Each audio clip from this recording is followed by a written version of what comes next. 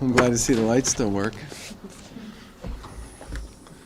So good afternoon, and we're here to talk today to provide a quick update on fiscal year 21 and to announce a new sales tax relief proposal to support our residents and our small businesses. As many people know, the current fiscal year ends on June 30th, and we've been closely tracking tax revenues throughout the past year to monitor the impact of COVID-19. Thanks to the careful management of our tax dollars, the infusion of federal relief funds into the economy, and the resilience of our residents, businesses, and communities, Massachusetts is on track to have a big surplus at the end of this fiscal year. As of the end of May, tax revenues were $3.9 billion over where we estimated they would be at that time. This means we expect Massachusetts to have a significant surplus when the fiscal year concludes on June 30th. We're grateful to our partners in the legislature for their collaborative work with us in carefully managing the Commonwealth's tax dollars through the economic challenges of the past year and a half. These strong revenue numbers are also an encouraging sign about the economic activity going on here in Massachusetts. People are returning to work, they're heading out to shop and dine in our communities, and that means businesses and residents are creating more economic activity and therefore more tax revenue along with it. Still, we know the last year has been incredibly difficult for so many people here in the Commonwealth and for our small businesses. Our main streets and our downtown economies were hit especially hard by the pandemic, and despite some encouraging signs, they and we have a long way to go. Similarly, our residents have been through a lot over the past year. People have lost jobs and families have faced significant economic disruption and dislocation. And for too many families, economic insecurity remains a reality. After this very tough year, our taxpayers and our small businesses all deserve a break. That's why today we're proposing to use the Massachusetts surplus to expand our normal sales tax holiday to cover the entire months of August and September. With tax revenues coming in at a much higher than expected rate, we think that a 2-month reprieve from the sales tax, a 6% cut for all intents and purposes on all items that would typically be taxed at that rate, is both affordable and the right thing to do to support our people and our small businesses. The Massachusetts economic recovery is off to a good start, but we think this moment is a crucial one to make additional investments to help our local economies and our businesses. This proposal will help taxpayers keep more money in their pockets and encourage more people to shop locally. It will especially help lower-income residents who are the most affected by the sales tax in the first place. We expect this proposal will return about $900 million to the taxpayers over the course of August and September. We can provide this critical relief thanks to the Commonwealth's extremely strong financial position. As I said before, tax revenues have continued to come in at much higher levels than what we projected. This is in part due to our careful stewardship of our tax dollars during these uncertain times, and it's also due to past federal relief dollars that have come from Washington, which have eased the burden on our economy and our budgets, and it's also due to the incredible creativity and imagination that so many of our businesses brought to the table as we went through the process of trying to figure out ways to keep them open and at the same time keep everybody safe.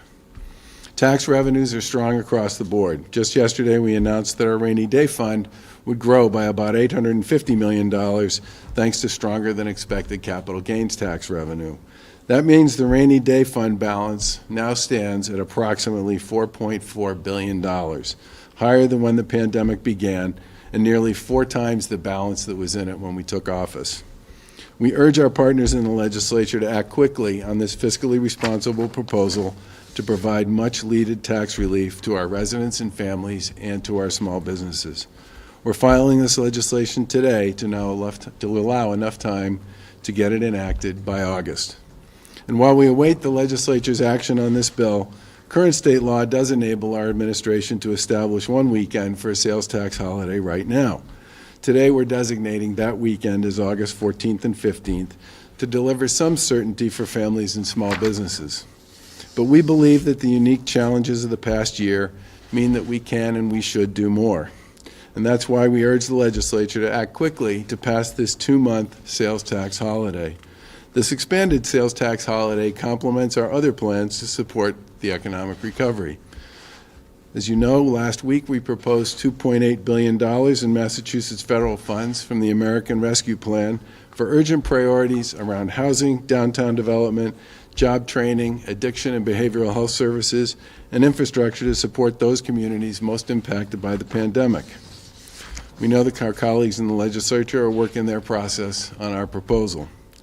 But we remain committed to taking quick action to put these federal dollars to work, and will continue to pursue this plan to invest in these crucial priorities in the communities that were hit hardest by the pandemic.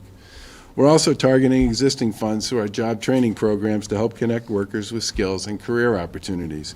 There are still far too many people in Massachusetts who are out of work. And over the past few weeks, we've highlighted several of these programs, including a rapid reemployment program and our Career Technical Initiative, which connects people to career pathways in high-demand fields. We'll continue to use all the tools that are available to us to support our economic recovery, help our people get back to work, and enable our communities to continue to grow and thrive. And we hope that this 2-month sales tax holiday will be another tool that will provide economic relief to taxpayers and a boost for our main streets. Before I turn it over to Lieutenant Governor, I want to offer a quick reminder about our Vaccinations program. In just a few days, on July 1, registration will open for this vaccine incentive program run in partnership with our colleagues at the Massachusetts Lottery. Residents 18 and older who are fully vaccinated and sign up starting July 1st will have a chance to win one of 5 $1 million cash prizes. As we've said before, if you're not vaccinated, you can't play.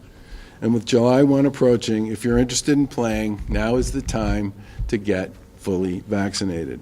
If you haven't gotten a first dose yet and you want to play, there are certainly plenty of vaccine clinics at vaccfinder.mass.gov that offer the single-dose Johnson & Johnson vaccine. So sign up for your vaccine today and sign up for VaxMillions by visiting mass.gov beginning next Thursday, July 1st. With that, I'd like to turn it over to Lieutenant Governor to talk a little bit about how the sales tax holiday proposal can complement other initiatives that are helping our Main Street economies. Thank you, Governor. Good afternoon, everyone.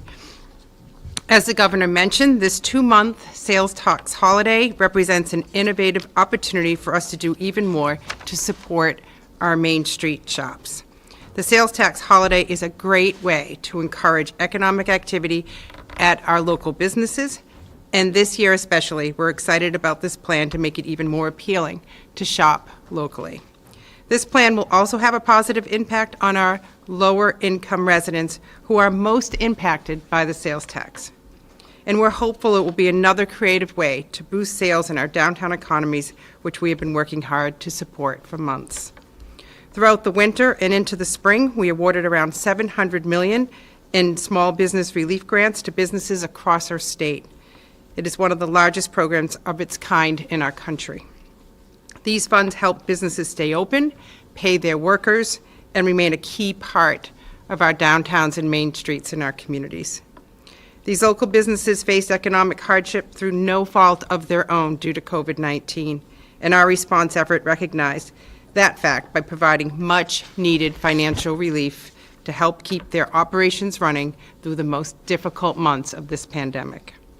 Throughout this time, we've also been running a campaign called My Local MA to encourage residents to connect with local businesses in their communities. Running on multiple platforms, including TV and social media, the Local MA campaign makes the connection between buying local and being local, asking residents to literally put your money where your heart is right here in Massachusetts. Now, with this proposal for a 2-month sales tax holiday, we're hoping to give our local businesses the boost they need to get more customers through their doors, especially over the summer. It's been a tough year for both businesses and consumers, and this proposal is a great way to put more money into the pockets of our taxpayers and our small businesses. And we look forward to working with our legislative colleagues on this important proposal. Thank you. Questions? Well, first of all, we're talking about $900 million, the equivalent of a 6% cut in price on all of the items that are currently subject to the sales tax, and doing it, we believe, in August and September, exactly at the point of time when we're starting to try to develop some momentum as we come out of this sort of pandemic doldrum that we've been in would be a really big deal, not just for taxpayers, but also for all those Main Street businesses that have really had it probably toughest of all on the economic side since the beginning of the pandemic. It's also a way for us to say, as I think we should, thank you to all the people who created that tax revenue through their creativity and imagination over the course of the past year.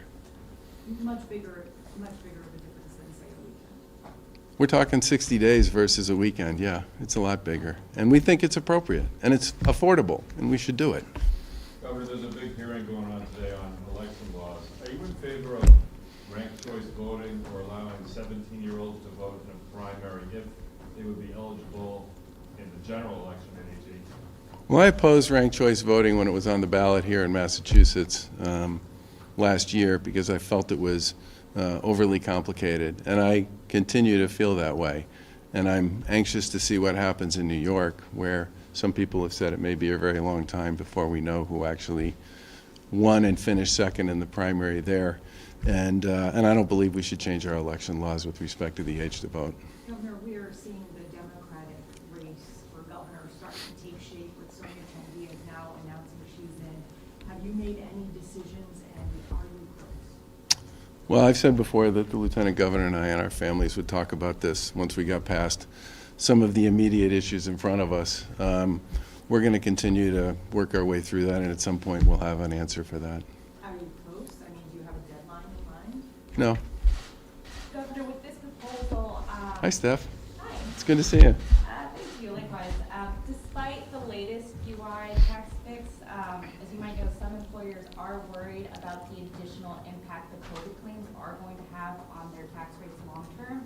I'm wondering why not use any of this and propose an additional form of relief for those employers, at least direct money? Well, I think the proposal that we've made, which we adjusted after working it through the first time, will provide very significant relief to employers here in the Commonwealth. In fact, I think many of them will be pleasantly surprised by their number for the third quarter, what will be the third quarter at this point when they get it. And by being able to basically pay back the fund over the course of 20 years, we believe that will very much even out what might have been a very significant increase for many of them in the short term. Would this harm the MBTA at all? The dedicated percentage Yeah. of sales tax, would that mean that it's The School Building Assistance Program and the MBTA would both continue to receive what they would have received anyway. The comptroller would make a decision to allocate those funds on an appropriate basis based on the generated sales tax revenue during that period. Governor, the state's doing fairly well in terms of total people completely vaccinated, but there are some pockets. Yep. A couple of counties that Yep. are still below 50%. Are we looking with the Delta variant out there, looking at potential of problems in those pockets? Well, obviously, we continue to chase opportunities to vaccinate people in many of the places where we still have a lot of room to make up to get to where we are overall across the state. And that is where many of our pop-up clinics are going. It's where many of our continued efforts with community health centers are being implemented. It's where a big chunk of the $30 million that we put out there to support vaccine sort of outreach and conversation is going. It's also why we're continuing to knock on doors in a lot of those communities. And it's also where a lot of the folks who are participating in our home delivery program are focused as well. Massachusetts has done, the people of Massachusetts have done a great job in getting vaccinated. The only state that's ahead of us is Vermont, and we're roughly 10 times the size of Vermont. And we're significantly ahead of all the other states that have more than 5 million people in terms of the percentage of our adult population and a percentage of our population overall that's been fully vaccinated or received at least one shot. But our focus in the short term and sort of throughout the course of the summer is going to be on those geographies and on those areas and in those neighborhoods where we believe we still have significant work to do. Governor, you said you continue to pursue your plans to spend $2.8 billion in ARPA funds after what the House did yesterday, and the Senate seems to be ready to follow suit. Are you considering spending that money while you still have control over it? And will you veto this bill when it gets to your desk? So we filed legislation that would move the full 5.3 into the fund. We don't have a, you know, I don't think we have a problem with that. I think our concern is that many of the items that we were looking to spend money on are things we think need to happen soon. And while we appreciate the deliberative process the legislature goes through, if you're trying to get job training to get a job, or you're dealing with a lot of the behavioral health and addiction issues that so many people have been dealing with coming out of this pandemic, or you'd like to spend this summer putting a lot of resources to work in our parks, which have been wildly overused over the course of the past couple of years, which is a good thing, and I hope continues to be the case going forward. Or if you'd like to put resources into our cultural community or our tourism efforts at a point in time when we're trying to breathe life back into those, all of which were in our proposal, those are things we think we should get started on now. So I would like to see the legislature, whatever happens here, I really hope that the urgency associated with why it's important to start moving on this is part of the way this gets played out. They're talking about a months-long hearing process over the summer, so I don't think we'd be looking at a spending bill from the legislature until at least the fall. Would you consider putting Well, any of that money out? let's remember that a big piece of the federal unemployment program ends in early September. There are a lot of people who would like to find paths back into the workforce, and we've put the dollars we have available into that, but as you all know, we propose to spend way more than 10 times that amount to try to help those folks get back to work. The same goes with respect to some of the issues around tourism. You know, our tourism season, to the extent we have one, is now. There's some stuff that will take place in the fall and into the winter, but our big opportunity for most of our cultural and our tourism institutions is now. And that's part of the reason why we think it's important that this happen now. Would you consider spending it while you still can? I think we made a pretty clear statement in the proposal that we made that we want to be collaborative on this one.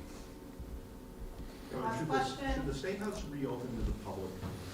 I think the big challenge with reopening the State House, and by the way, it's great to see all of you back in this building and in this room. I think the biggest challenge we have with reopening the State House is it's very hard to have rules in this building around how people congregate, how they gather, whether they're vaccinated, whether they're not. It's really like a public space. It's like being in Boston Common, right? Except it's not outside. And I think the big challenge for the House and the Senate as they think about this, because the rules we make don't really apply to this building. The rules are more owned by the legislature on this. The biggest challenge is how do you figure out how to make it work when it is an indoor space that basically operates the way outdoors operates. And we've talked to the legislature about this, and I'm hoping that at some point we'll be able to put some policies together that will satisfy the concern about indoor versus outdoor, and at the same time keep people safe.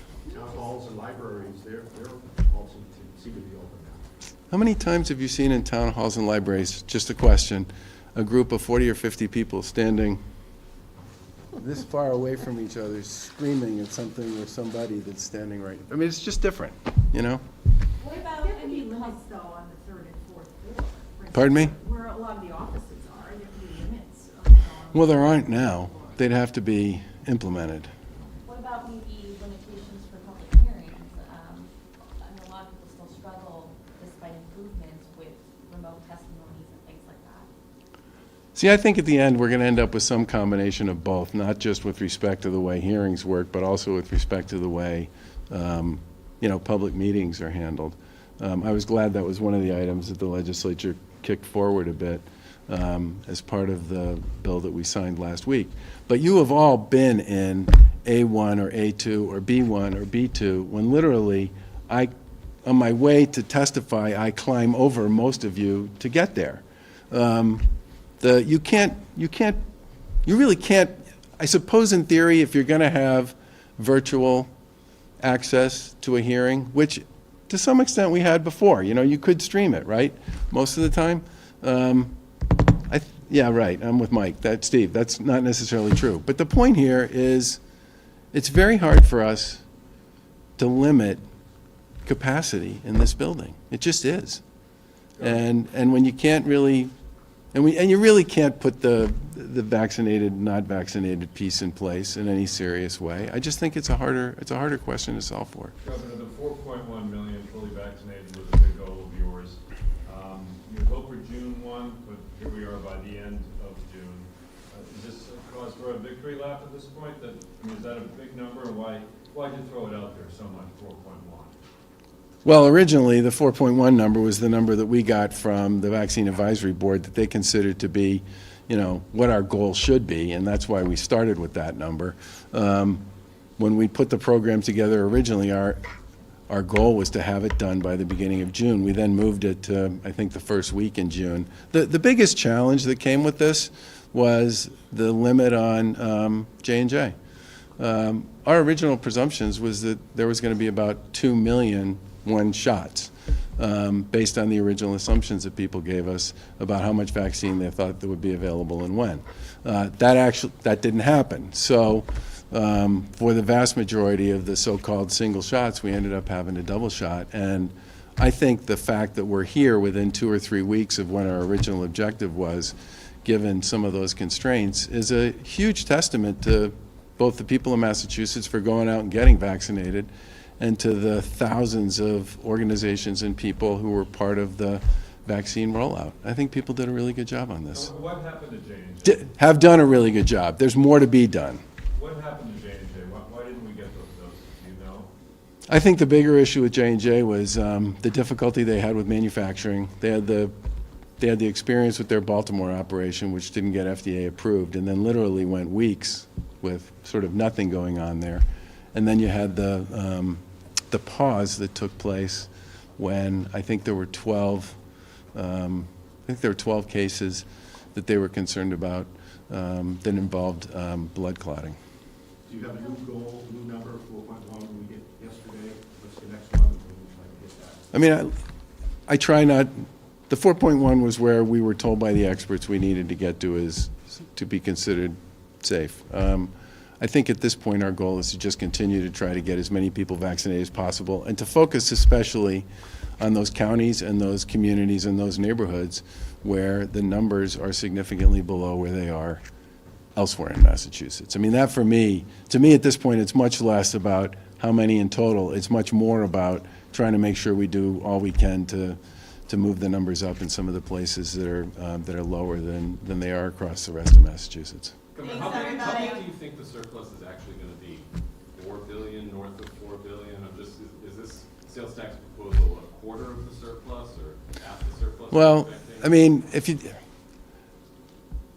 June's not over yet, and the spending piece isn't completely cleaned up, and that some of that will take a while. But if you start with, we're currently about 3.9 billion over the original estimate, right? So there's 1.1 billion that was originally supposed to come out of the state fund. That goes back, right? We don't have to do that. So that's 1.1 billion. There's the 900 million in this proposal, and there's the roughly 950 million that goes to automatically goes, the excess capital gains that goes to the state fund and to the two other, the pension system and one other. I'm not remembering what the other one is. But so that's basically 3 billion plus or minus of the 3.9 surplus. But I hesitate to give you a hard answer to the question, other than I'm quite sure our fiscal year 21 is in good shape about what the year end will be, because that's just going to take a while to process through. Thanks, everybody. Regarding the driver's license bill for immigrants, have you discussed that at all with the new speaker or newish speaker, and is your staff? No, we haven't talked about it.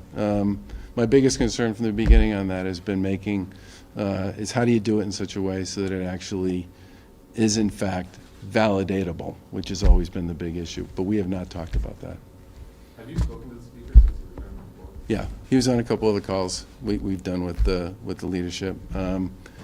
He sounds fine, thankfully. That was obviously a scary thing, I think, for him and for his family and for the rest of us as well.